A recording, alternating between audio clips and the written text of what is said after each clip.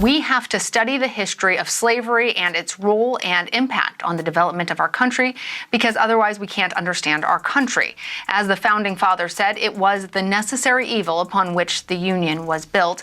But the Union was built in a way, and Lincoln said, to put slavery on the course to its ultimate extinction. This was a direct quote from Arkansas Senator Tom Cotton, the same Tom Cotton who had the nerve to say this about Supreme Court Justice Ketanji Brown Jackson during her SCOTUS nomination and confirmation process. You know, the last Judge Jackson left the Supreme Court to go to Nuremberg and prosecute the case against the Nazis.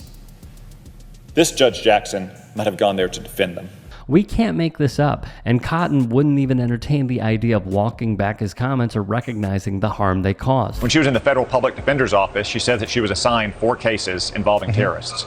But one of those cases she continued to represent when she was in private practice and could choose her own clients. She took on 2 more matters in which she signed friends of the court briefs in which she was advocating on behalf of Guantanamo terrorists. So that is 3 cases in which she voluntarily advocated for the terrorists at Guantanamo Bay, in which she accused American soldiers of committing war crimes. I frankly have no patience for it. What Cotton is actually advocating for here is reaffirming that Guantanamo Bay prisoners should have no due process rights and should be treated differently by the law than other non-citizens, because who needs to find facts and uncover the truth when you can just torture a prisoner and blame them for whatever crime you want to, right? We also can't ignore how Cotton brushes off the suggestion of U.S. soldiers committing war crimes when our military's entire involvement in the Middle East is a series of proven, documented, never-ending war crimes. Look up the effects of our country freezing billions of dollars from Afghanistan's bank reserves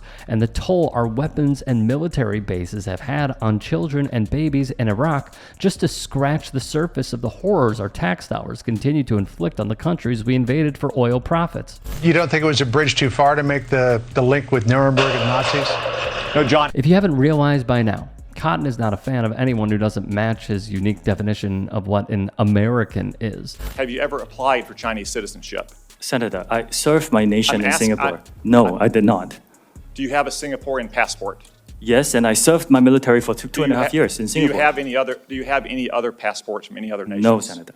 Your wife is an American citizen. Your children are American citizens. That's correct. Have you ever applied for American citizenship? No, not yet. Have you ever been a member of the Chinese Communist Party? Senator, I'm Singaporean. No. Have you ever been associated or affiliated with the Chinese Communist Party? No, Senator. Again, okay. I'm Singaporean. And thinks that anyone who even mentions the name China is a full-blown communist who wants to see the downfall of America. At the same time as our country wages a Cold War against the Chinese Communist Party, some of our best and brightest are taking their talents to borrow from King James, LeBron James, who's up to his ears in Chinese cash, to work for companies that are little more than puppets of the Chinese state.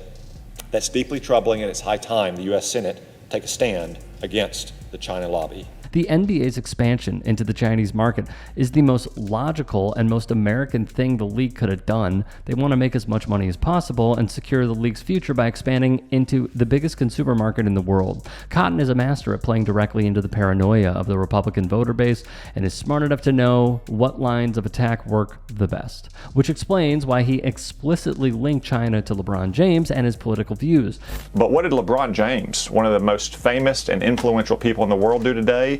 He posted that officer's picture on social media and said, "You're next."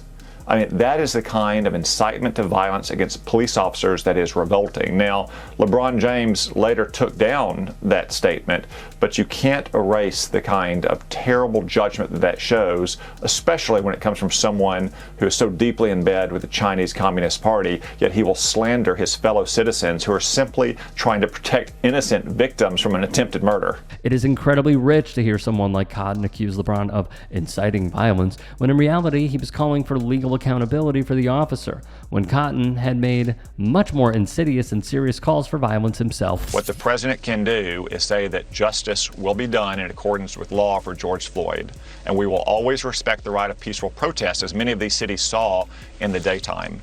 But the rioting, the anarchy, and the looting ends tonight.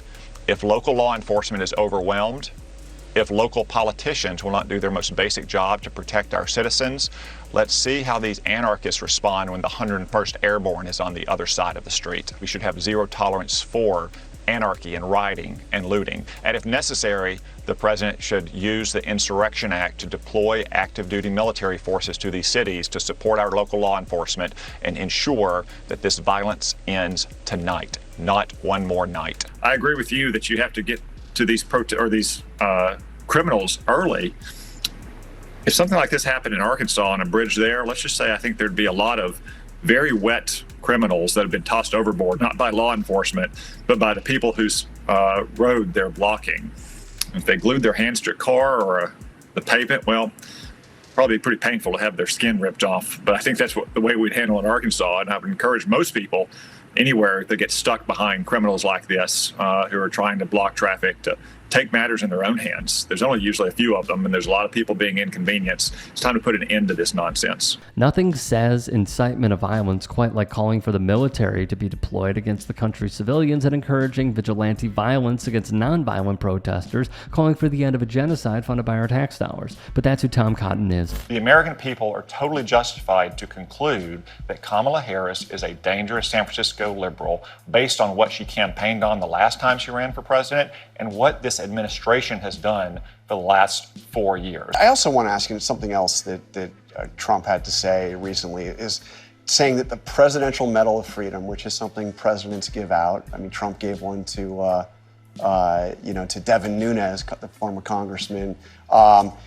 is the equivalent and much better than the Medal of Honor, which of course is the practically, as you know, as a combat veteran, sacred. I mean, it is the nation's highest military honor. I mean, what do you make of that? John, it's totally taken out of context. It's not taken out of context. The point he was making is that he gives the Presidential Medal of Freedom, just like other presidents do, to civilians who have done important things for their nation, but who haven't sacrificed life and limb. And when you go to a Medal of Honor ceremony at the White House and you're presenting it to a soldier who's sacrificed his body, or to his parents, or to his children, or his spouse, that it is of a different order of magnitude. It's totally out of context. Donald Trump was Do you agree that the Presidential Medal of Freedom is much better? Those are his words. John, it was totally. You're totally taking that out of context.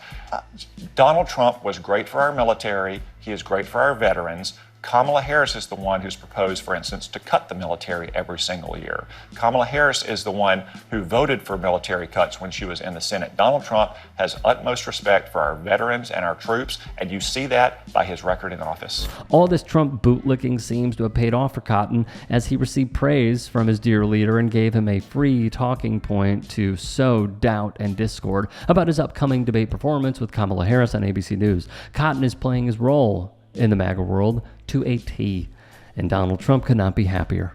Hey, I appreciate you watching. Now, if you can, please do become a channel member by going to youtube.com/TYTsports and clicking the join button. If that's too much for you, you can just go to tyt.com/join to become a member. It helps all of us out here at the Young Turks and keeps our network afloat. In addition, you could follow me on my socials on Twitter, Instagram, and TikTok. Appreciate the love. Have a great day.